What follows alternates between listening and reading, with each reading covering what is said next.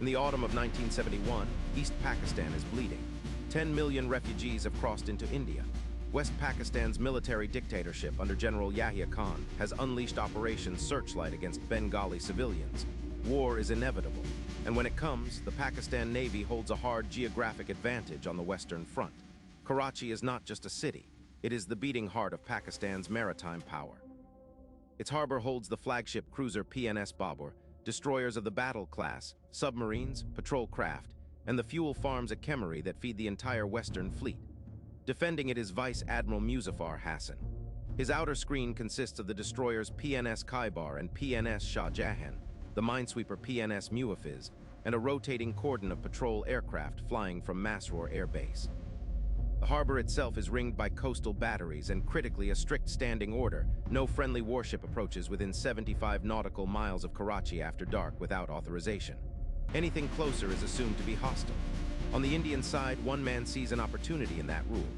Admiral Sardarilal Mathrada's Nanda, chief of the naval staff, wants to hit Karachi directly, not blockade it, not skirmish, destroy it. The problem, India's frontline destroyers cannot get close enough without being detected by Pakistan's long-range air patrols. So Nanda turns to the smallest, most unlikely weapon in his inventory. 8 Soviet-built Osai-class missile boats, designated in Indian service as the Vidyut class. Displacement, 245 tons. Length, less than 40 meters. Endurance, designed for coastal defense within 150 kilometers of a friendly base. Karachi is 600 kilometers away. It should not be possible, and that is exactly why it will work. Command of the strike falls to Commodore Kasargod Patnaik Gopal Rao, flying his broad pennant from the anti-submarine corvette INS Kiltan. His task group, designated the Karachi Strike Group, is built around 3 missile boats. INS Nipat, commanded by Lieutenant Commander Bahadur Nariman Kavana. INS Nurgat, under Lieutenant Commander Inderjit Sharma. And INS Veer, under Lieutenant Commander Om Prakash Mehta. Each carries 4 P-15 Termit missiles, the weapon NATO calls the SS, and 2 sticks. Range, 40 nautical miles. Warhead, 500 kilograms of high explosive. A single hit will gut a destroyer. But here is what the history books leave out. Those boats were never designed for open ocean transit. Their fuel tanks are too small. Their crews are cramped into steel hulls with almost no ventilation. To reach Karachi, they must be dragged, escorted, refueled at sea by the tanker group, and moved only during daylight when Pakistani air patrols are least likely to distinguish them from fishing dhows on the horizon. At noon on December 4th, the task group crosses the invisible line, 75 nautical miles from Karachi. From here, every ship at sea is presumed hostile by Pakistani doctrine. The Indians press on. At 10:45 p.m. local time, INS Nurgat's radar picks up a large surface contact bearing nor-northwest, range 45 nautical miles, closing. It is PNS Khybar, a battle-class destroyer of Second World War vintage, returning from patrol. Khybar's radar picks up the Indian boats too, and her captain, Commander Zafar Mohammed Khan, does exactly what Doctrine tells him to do. He identifies the small returns as friendly patrol aircraft. At 22:45, Nurgat fires her first sticks. The missile leaves the launch rail on a trail of white flame and climbs to cruise altitude. On Khybar's bridge, the sighting is called in as an incoming enemy aircraft. Anti-aircraft fire begins. The missile drops to sea-skimming height and strikes Khybar on the starboard side, penetrating the number 1 boiler room. The destroyer's power dies instantly. In the darkness, her captain signals in the clear to Karachi enemy aircraft attacking in position 20 degrees north, 66 degrees east. 4 minutes later, Nurgat fires her second missile. It hits the second boiler room. Khybar rolls and sinks. 222 Pakistani sailors are lost, but that was only the opening move. What happened next defied every rule of naval warfare. If this is landing, save this video. You will want to come back to this one. While Nurgat engages Khybar, INS Nipat locks up 2 more contacts. One is the merchant vessel MV Venus Challenger, a Panamanian-flagged freighter carrying American ammunition for the Pakistan Army. The other is her escort, the destroyer PNS Shah Jahan. Kavana fires 2 Styx missiles in sequence. The first strikes Venus Challenger amidships. The cargo of high explosives detonates in a single blast that lights the horizon for 30 miles. The freighter is not sunk, she is atomized. The second missile smashes into Shah Jahan, ripping open her port quarter and disabling her main engineering plant. She limps toward Karachi and never fights again in the war. Then INS Veer takes her turn. Lieutenant Commander Mehta tracks a smaller contact, the minesweeper PNS Muhafiz. 1 Styx, direct hit. The minesweeper is broken in half and goes down before her crew can even send a distress signal. Now Kavanagh makes the decision that will define the raid. He has 2 missiles left aboard Nipat. Standing orders say withdraw. Karachi is dead ahead, well inside coastal defense range, and any minute the Pakistan Air Force will scramble F-86 Sabres from Masroor. Instead, Kavanagh orders full speed toward the harbor mouth. At a range of 14 nautical miles from the Karachi coast, well inside the 75-mile hostile zone, he fires his last 2 missiles at the Kemery oil storage complex. Both strike home. Fuel tanks holding tens of thousands of tons of naval bunker oil ignite in a fireball visible from 60 kilometers away. The main reserve that feeds the entire Pakistan Navy's western operations is now burning uncontrolled. At 23:20, the task group turns for home. Not a single Indian sailor is killed. Not a single Indian ship is damaged. Behind them, 1 destroyer is on the seabed, another is a crippled wreck, a minesweeper is gone, a U.S. cargo freighter is annihilated, and the fuel infrastructure of the Pakistan Navy is a wall of flame that will burn for 7 days. 4 nights later, on December 8th, Vice Admiral Hassan is still trying to reconstitute his defense. He believes reasonably that the Indians will not dare repeat the attack.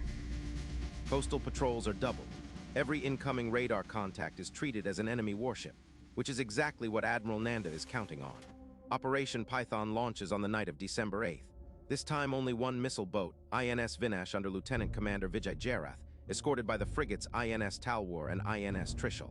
Jarath's boat carries not 4, but 8 P-15 Termit missiles, an overloaded configuration jury-rigged specifically for this mission.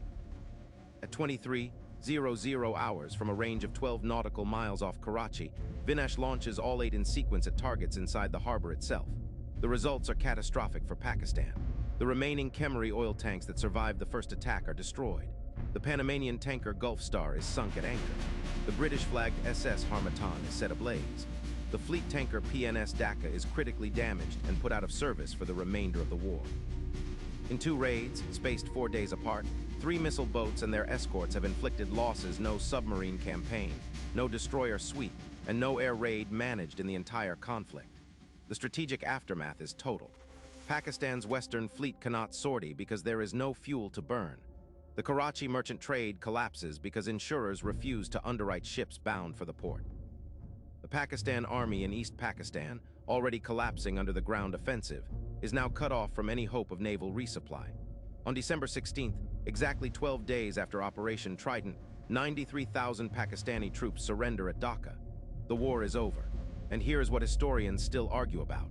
Was the decision to fire the last 2 Styx missiles into Kemery the single most cost-effective naval strike of the 20th century? 2 missiles, roughly $1 million in ordnance, destroyed the entire fuel reserve of a national navy. Some analysts argue that decision alone shortened the war by weeks and saved tens of thousands of lives on both sides. Others argue it violated the boundary between military and civilian infrastructure and set a precedent that navies still wrestle with today. What is not in dispute is the doctrine that followed. Every major navy in the world studied Karachi. The Soviets accelerated their missile boat programs. The Israelis built the Sa'ar class specifically because of what those Osa boats did off Karachi. The U.S. Navy revised its anti-ship missile defenses. The age of the gun-armed destroyer as king of the sea ended in the fires of Kemery on the night of December 4th, 1971. CTA 1213 Min. If you made it this far, you already understand more about the missile boat revolution than most naval officers did in 1971. Subscribe and hit the bell icon. New battle every Wednesday. And I am covering the operations that changed warfare, the commanders that shaped history, and the decisions that still divide historians. Drop in the comments, do you think Kavanagh's decision to strike Kemery with his last 2 missiles was the correct call or a step too far? I read every comment on this channel. Outro 1315 Min. Every year on December 4th, the Indian Navy celebrates Navy Day. The date is not arbitrary.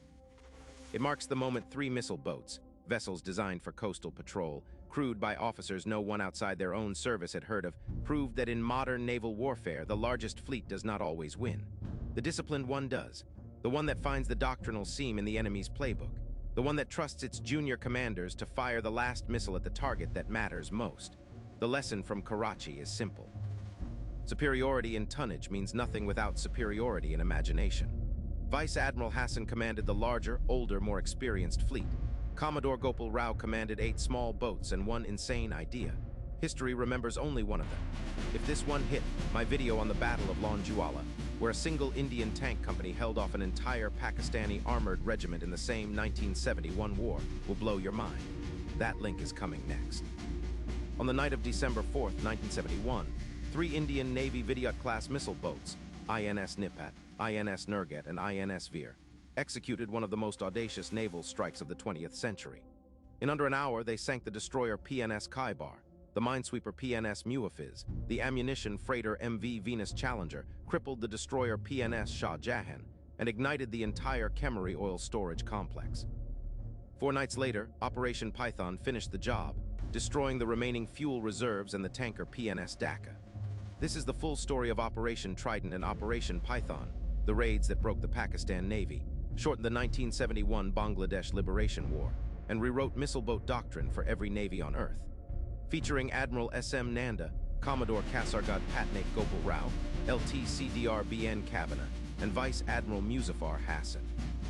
Timestamps: 00, 00 the Impossible Strike 00, 45 the Strategic Picture 03, 00 Operation Trident begins 06, 00 the Harbor in Flames 09, 00 Operation Python 12, 00 the Doctrine that followed 13, 00 the Lasting Legacy.